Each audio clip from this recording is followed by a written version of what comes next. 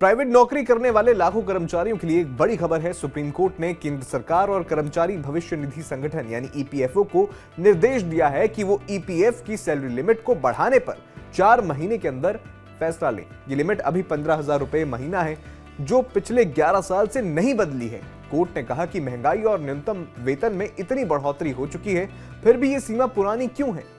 इससे कई कर्मचारी सोशल सिक्योरिटी के लाभ से वंचित हो रहे हैं। कोर्ट का यह फैसला 5 जनवरी को आया। एक पब्लिक इंटरेस्ट लिटिगेशन यानी पीआईएल पर सुनवाई करते हुए जस्टिस जेके माहेश्वरी और जस्टिस अतुल एस चंदुरकर की बेंच ने यह आदेश दिया। कोर्ट ने याचिकाकर्ता को कहा कि वो 2 हफ्ते में सरकार को अपना प्रेजेंटेशन दें और सरकार को 4 महीने में फैसला लेना होगा। मतलब मई महीने तक इस पर कोई फैसला आ सकता है। अब सवाल यह है कि अगर लिमिट बढ़ती है तो क्या फायदा होगा। अभी अगर आपकी बेसिक सैलरी 15,000 रुपए से ज्यादा है तो ईपीएफ में योगदान अनिवार्य नहीं होता है, हालांकि कंपनी की मर्जी से हो सकता है। लिमिट बढ़ने से ज्यादा कर्मचारी ईपीएफ और पेंशन स्कीम में शामिल होंगे।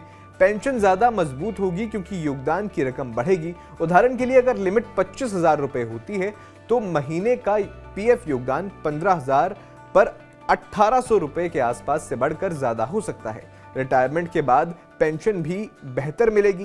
कुछ रिपोर्ट्स में कहा जा रहा है कि लिमिट 21,000 या 25,000 रुपए तक बढ़ सकती है। कुछ में तो 30,000 रुपए तक की बात की गई है, लेकिन ये सिर्फ चर्चा है, अभी फाइनल कोई फैसला नहीं हुआ है। अब इससे कंपनियों पर क्या असर होगा। कंपनियों को कर्मचारियों के पीएफ में अपना हिस्सा ज्यादा देना पड़ेगा, जिससे उनका खर्च बढ़ेगा, लेकिन कर्मचारियों की सोशल सिक्योरिटी मजबूत होगी, जिससे रिटायरमेंट, पेंशन और इंश्योरेंस जैसी चीजों में उन्हें फायदा मिलेगा। अब सरकार क्या कह रही है, अभी तक कोई आधिकारिक बयान तो नहीं है, लेकिन ईपीएफओ 3.0 विजन के तहत ज्यादा कर्मचारियों को कवर करने की योजना है। कोर्ट का ये निर्देश इस दिशा में तेजी ला सकता है। ईपीएफओ वेज सीलिंग क्या है और क्या ये जरूरी क्यों हो जाता है बदलाव, ये भी समझने की जरूरत है।